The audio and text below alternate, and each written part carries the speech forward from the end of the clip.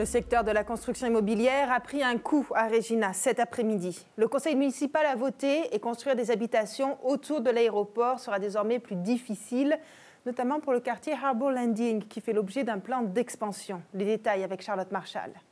Des maisons neuves et des immeubles tout juste sortis de terre. Le quartier Harbour Landing, au sud de l'aéroport de Regina, devait être en pleine expansion. Mais ses promoteurs doivent revoir leur plan à la baisse, car de nouvelles règles municipales limitent désormais la construction résidentielle dans une zone autour de l'aéroport, incluant ce quartier. The focus of these studies were around land use. What we really felt was kind of missing from the conversation was really around the building science of home construction. L'autorité aéroportuaire de Regina craignait que les habitants aux alentours se plaignent du bruit de ces avions et que cela ne restreigne ses activités.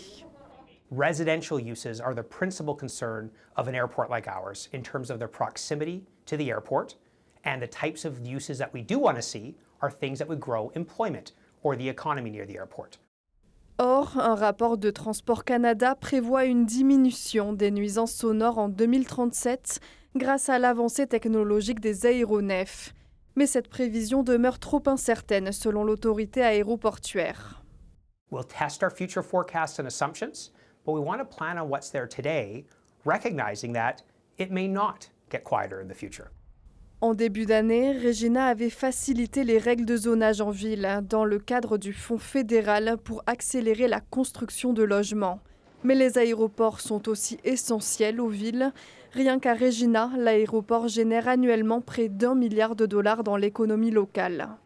Si on veut avoir un secteur des affaires qui soit prospère, industriel, technologique, même commercial, il faut presque être doté d'un aéroport. Alors comment concilier le développement résidentiel avec les activités aéroportuaires? Ce dilemme se pose aussi pour d'autres villes ailleurs au pays, mais pas de la même façon. Dans l'Ouest canadien, de façon générale, la population est beaucoup plus sensible à sa qualité de vie que dans l'Est. La question, selon Stu Nobagol, est désormais de savoir où seront logées les personnes qui ne résideront finalement pas dans Harbour Landing. Ici Charlotte Marchal, Radio-Canada, Regina.